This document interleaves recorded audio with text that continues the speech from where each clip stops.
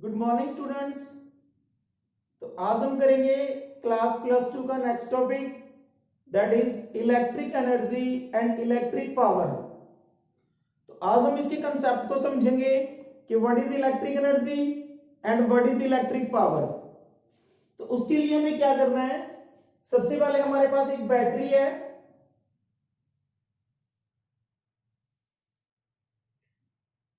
और उस बैटरी को हमने या उस बैटरी के साथ हमने एक कंडक्टर को जोड़ रखा है। दिस इज अ कंडक्टर और इस कंडक्टर को हमने बैटरी के साथ कनेक्ट कर रखा है। यू नो स्टूडेंट्स कि this is the positive terminal of battery and this is the negative terminal. तो यहां से क्या हो रहा है, यहां से पॉजिटिव चार्ज जो है वो फ्लो कर रहा है, ये एक्स टर्मिनल है और ये कंडक्टर का वाई टर्मिनल है। अब यू नो कि the positive terminal is at higher potential and negative terminal is at a lower potential. So we can say that कि जो potential at x है that is a high potential and the potential at y is at a low potential. x के ऊपर potential high होगा क्योंकि positive terminal से connected है और y के ऊपर potential negative होगा क्योंकि y के ऊपर potential कम होगा क्योंकि negative से connected है ये। अगर हम सपोज कर लें कि इस कंडक्टर के अंदर से चार्ज फ्लो कर रहा है डेल्टा क्यू, अगर कोई डेल्टा क्यू चार्ज इस कंडक्टर के अंदर से फ्लो कर रहा है फ्रॉम एक्स टू वाई, कौन सी डायरेक्शन में, फ्रॉम एक्स टू वाई, तो हम कह सकते हैं कि जो चार्ज है वो फ्लो कर रहा है from higher potential to lower potential. और जब charge higher potential to lower potential flow करेगा तो जो चार्ज की पोटेंशियल एनर्जी है, potential energy of charge that decreases.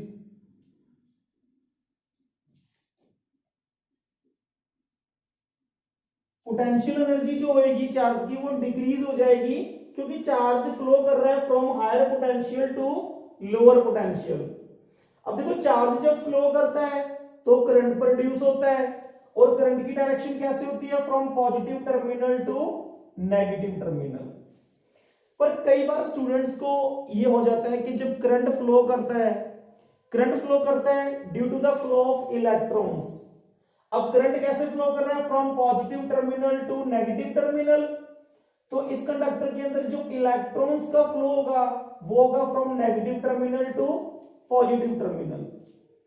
तो कई बार जो स्टूडेंट्स हैं वो सोच लेते हैं कि अगर चार्ज की पोटेंशियल एनर्जी डिक्रीज हो रही है तो इलेक्ट्रॉन्स तो करंट से ऑपोजिट फ्लो कर रहे हैं तो इलेक्ट्रॉन की एनर्जी इंक्रीज हो जाएगी, बट ऐसे नहीं होता। इलेक्ट्रॉन जो है वो नेगेटिवली चार्ज पार्टिकल है और नेगेटिवली चार्ज पार्टिकल फ्लो कर रहे हैं from lower potential to higher potential. तो यहाँ पे जो इलेक्ट्रॉन की पोटेंशियल एनर्जी है, इलेक्ट्रॉन्स की पोटेंशियल एनर्जी ऑल्सो डिक्रीजेस क्योंकि इलेक्ट्रॉन नेगेटिवली चार्ज पार्टिकल होते हैं और नेगेटिवली चार्ज पार्टिकल नेगेटिव से पॉजिटिव टर्मिनल के ऊपर फ्लो कर रहे हैं from lower potential to higher potential, तो उनकी भी पोटेंशियल एनर्जी डिक्रीज होगी। ओके, तो हम ये मान के चल रहे हैं कि डेल्टा क्यू चार्ज जो है वो फ्लो कर रहा है फ्रॉम एक्स टू वाई और from higher potential to lower potential for the small time dt, for the small time dt या delta t, for the small time delta t। अब हमने बात कही है कि जो ये बैटरी है इसके अंदर ईएमएफ V है। अब जब ये इसके अंदर से करंट फ्लो करेगा I, यहां भी करंट आई इधर से जा रहा है और इधर से वापस आ रहा है करंट की डायरेक्शन होती है from positive to negative terminal, तो ये पॉजिटिव से नेगेटिव की तरफ मूव कर रहा है।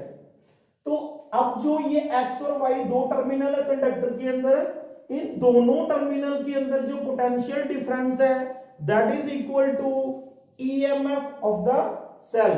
EMF of the battery. तो इन दोनों के अंदर पोटेंशियल डिफरेंस कितना है, V। Okay, now we find work. हम वर्क निकाल लेते हैं। तो वर्क किसके इक्वल होगा, वर्क डन हमने ये फर्स्ट चैप्टर में ही पढ़ लिया था, जो फर्स्ट यूनिट का चैप्टर है हमारा पोटेंशियल वाला। उसके अंदर हमने पढ़ा था कि जो वर्क डन होता है that is equal to charge into potential, charge into potential.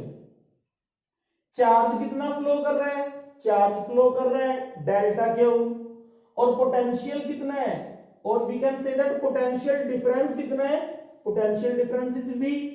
Then charge delta Q और पोटेंशियल डिफरेंस कितना है, V है। Then it becomes delta Q into V, and this work done is equal to decrease in potential energy. देखो हम पहले भी बात कर चुके हैं कि जब भी हमने एनर्जी कैलकुलेट करनी है तो पहले हमें वर्क डन कैलकुलेट करना पड़ेगा, and that work done is equal to energy. तो यहाँ पे पोटेंशियल एनर्जी डिक्रीज हो रही है, तो ये जो हमने वर्क डन निकाला है this work done is equal to decrease in potential energy. Okay, इसके साथ ही हम कंसेप्ट करते हैं पावर का। पावर क्या होती है, पावर होता है the rate of doing work, the rate of doing work. तो जब हमने पावर का कंसेप्ट करना है तो पावर के अंदर हम देखते हैं, देखो पावर यहां से शुरू कर लेते हैं हम। पावर होता है rate of doing work, work पर यूनिट टाइम। ओके, तो यहां पे चार्ज फ्लो कर रहा है for the small time D delta T. तो यहां से पावर जो है वो क्या बनेगी, वर्क के लिए हमने वैल्यू निकाल ली, वर्क कितना है delta Q into we.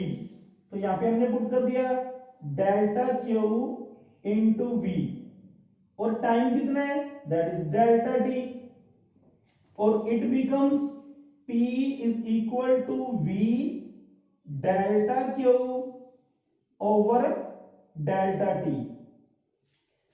Delta Q over delta T the rate of change of charge, और we can say that charge per unit time. और चार्ज पर यूनिट टाइम क्या होता है, charge per unit time is called current. तो जो power है, power को हम देखिए तो पावर क्या आ गया V चार्ज अपॉन टाइम क्या बना, करंट।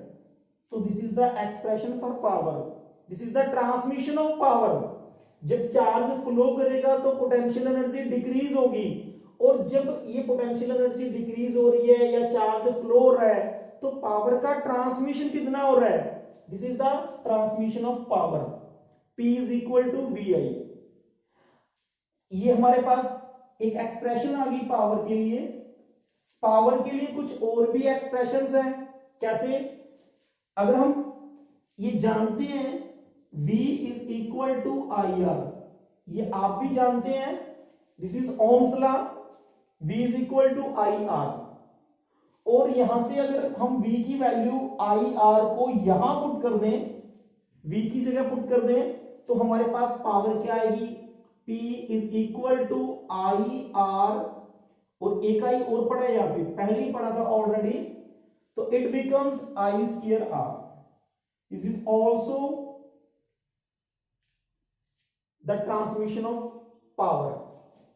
और ये R जो है, R क्या है, R is the resistance of conductor. अगर ये कंडक्टर है और इसके अंदर एक रेजिस्टेंस लगा हुआ है तो यहां पे जो पावर की ट्रांसमिशन है वो कितनी होगी, that is I square R। तो पावर के लिए एक ये एक्सप्रेशन आ गई, एक ये एक्सप्रेशन आ गई। और अगर और देखें पावर के लिए, तो यहां से अगर हम I की वैल्यू निकाल लें, इस ओम्स लॉ से अगर हम I की वैल्यू निकालें तो I इज इक्वल टू आएगा हमारा V over R। Okay, put this value of I in this equation. इस इक्वेशन के अंदर I की वैल्यू पुट कर दो तो आपके पास पावर के लिए एक और फॉर्मूला आ जाएगा। पावर की वैल्यू हो जाएगी I square, it means V square over R square into क्या है आर, एक आर के साथ एक आर कैंसिल हो जाएगा, then P is equal to V square over R. तो हमारे पास पावर के लिए एक ये भी एक्सप्रेशन होती है। तो ये हमने पावर के लिए तीन एक्सप्रेशंस निकाली, कौन कौन सी, एक तो पावर जो है that is equal to V I, दूसरा power is equal to I square R, और third is V square over R. These are the terms related to transmission of power when charge flow from higher potential to lower potential। ये हमने निकाली power. Similarly हम works के लिए भी, जो हमारा वर्क डन है उसके लिए भी कुछ टर्म्स जो है वो निकाल सकते हैं by using the concept of power. Okay, तो अभी हम देखते हैं वर्क के लिए हम कुछ कर रहे हैं। पावर जो होती है that is work upon time. Power क्या होता है, पावर होता है the rate of change of work, और we can say that the rate of doing work. तो पावर को हमने लिख लिया वर्क अपॉन टाइम। अभी हम देखो ऊपर करके आए हैं, पावर किसकी इक्वल होती है, वी आई की।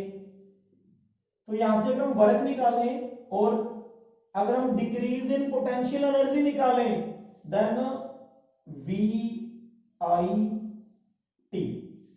ये हमारे पास एक और एक्सप्रेशन है for the decrease in potential energy, और द पावर से ही हमने इस कंसेप्ट को ऑब्टेन किया है, वर्क डन और डिक्रीज इन पोटेंशियल एनर्जी। अगर हम इसका यूज करें तो यहां से हमारे पास आएगा work is equal to I square R T, और हम देखें तो work is also equal to V square R into T. These are the some terms related to work done and these are the terms related to power। अब अगर हम power और work done, या मैं कहूं कि जो डिक्रीज इन पोटेंशियल एनर्जी है उसकी यूनिट्स की बात करें, तो देखते हैं हम कि what are the units of power and work done. तो देखो अभी हम बात कर रहे हैं यूनिट्स की। तो यूनिट्स की अगर हम बात करें, SI यूनिट ऑफ एनर्जी, और we can say that potential energy और वर्क। चाहे हम एनर्जी कह दें या वर्क कह दें, क्योंकि बोथ टर्म्स आर इक्विवेलेंट, दोनों टर्म्स इक्वल होती हैं। तो SI यूनिट ऑफ वर्क और एनर्जी की होती है जूल। और अगर हम SI यूनिट ऑफ पावर की बात करें, SI यूनिट ऑफ पावर, तो पावर की SI यूनिट होती है volt into ampere.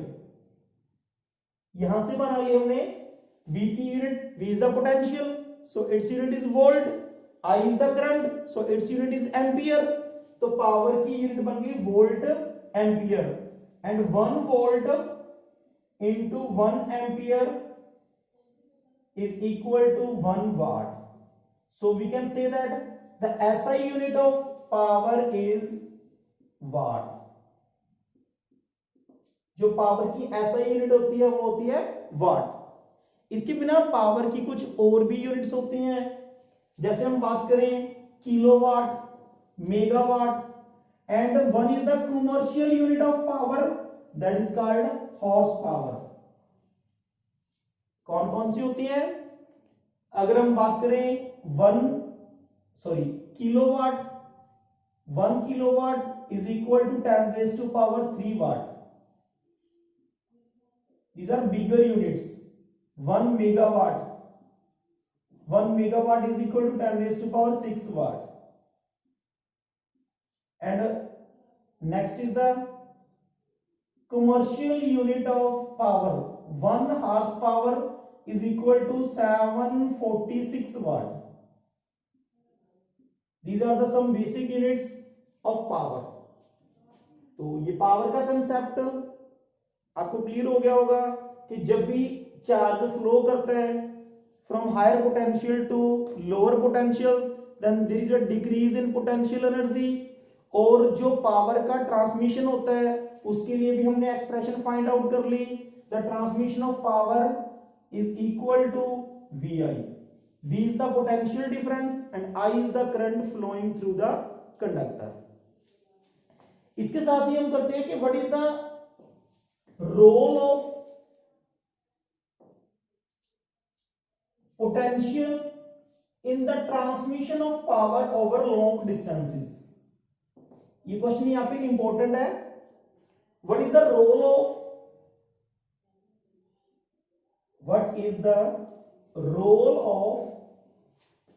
potential in the transmission of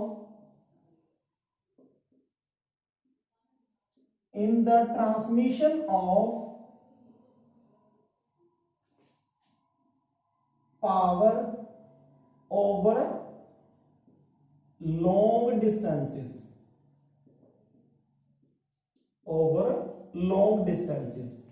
तो हम देखेंगे कि पोटेंशियल का क्या इफेक्ट पड़ता है जब हमने पावर को लॉन्ग डिस्टेंस पे ट्रांसमिशन करना है। तो हम मान लेते हैं कि this is a generator mean जहां से पावर की जनरेशन हो रही है।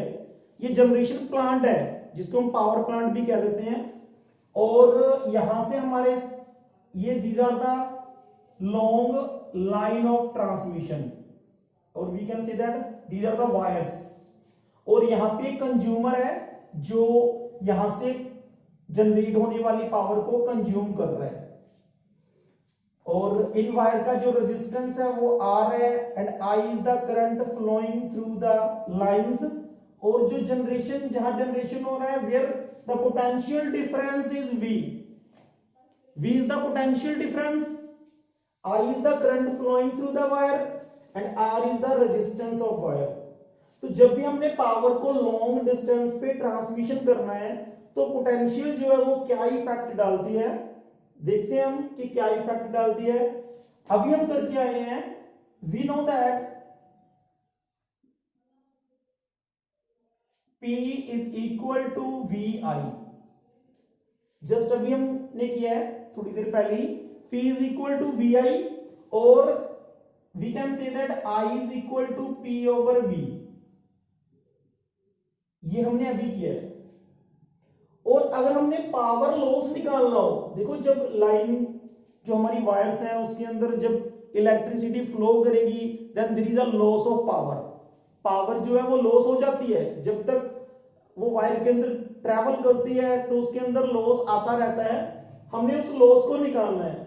तो अगर हम पावर लॉस की बात करें देन पावर लॉस मैंने यहां पे लिख दिया power loss is equal to I square R. ये फॉर्मूला भी अभी हमने किया है कि power loss is equal to power is also equal to I square R. पर हम यहां पे कर रहे हैं पावर लॉस कि जब वो लॉन्ग डिस्टेंस पे ट्रांसमिट होगी तो उसके अंदर लॉस कितना आएगा। और अभी देखो यहां से हमने आई की वैल्यू निकाल ली तो पावर लॉस जो है is equal to I square। I square means P square over V square into R, where P is constant। P is the power generated by generation plant। ये तो P तो constant है, जितना इसने produce कर दिया वो तो कांस्टेंट है। लॉस कब होता है जब वो फ्लो करती है। तो P is the power generated by the generation plant। ये कांस्टेंट है, ये कांस्टेंट है। तो यहां से अगर हम देखें तो जो पावर लॉस है, जो power loss that is inversely proportional to potential. Potential के स्क्वायर के इनवर्सली प्रोपोर्शनल है। अगर हम पावर को ट्रांसमिट कर रहे हैं over the long distance at higher potential, अगर हम पोटेंशियल की वैल्यू हाई ले लें, अगर हमारे पास पोटेंशियल हाई है तो जो पावर लॉस होगा वो कम होगा। और अगर हमारे पास पोटेंशियल लो है, पोटेंशियल की वैल्यू कम है और फिर भी अगर हम पावर को लॉन्ग डिस्टेंस पे ट्रांसमिट करना चाहते हैं देन पावर लॉस जो है वो ज्यादा होगा। तो इसीलिए हम क्या करते हैं, जब भी हमने इलेक्ट्रिसिटी को, जब भी हमने इलेक्ट्रिक पावर को सप्लाई करना हो over the long distances, then we have to use higher potential. हम क्या करते हैं, हाई पोटेंशियल का यूज करते हैं, क्योंकि अगर पोटेंशियल हाई होगा तो according to this relation power का लॉस कम होगा, और अगर पावर का लॉस कम होगा तो इट मींस हम जो है सफिशिएंट अमाउंट ऑफ पावर जो है वो सप्लाई कर सकते हैं ओवर द लॉन्ग डिस्टेंसेस। तो जब भी हमने पावर सप्लाई करनी हो over the long distances, then we have to require high potential.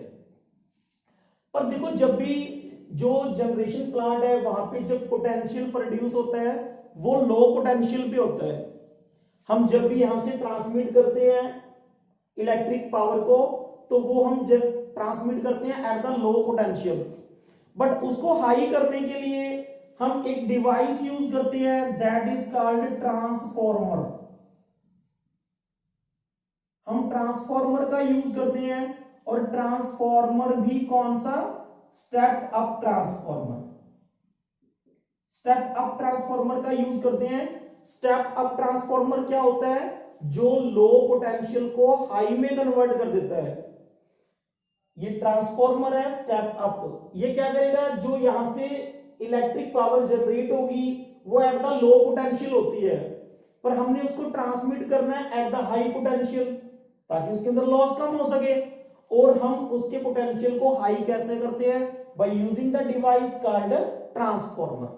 तो ट्रांसफॉर्मर लगा के हमने उसके पोटेंशियल को हाई कर दिया और फिर उसको ट्रांसमिट कर दिया हमने ओवर द लॉन्ग डिस्टेंसेस। तो ये कंसेप्ट था हमारा इलेक्ट्रिक पावर और इलेक्ट्रिक एनर्जी का। आई होप आप लोगों को समझ में आ गया होगा। अगर फिर भी इससे रिलेटेड आपकी कोई प्रॉब्लम है तो आप मेरे से क्वेश्चन पूछ सकते हैं। Thank you.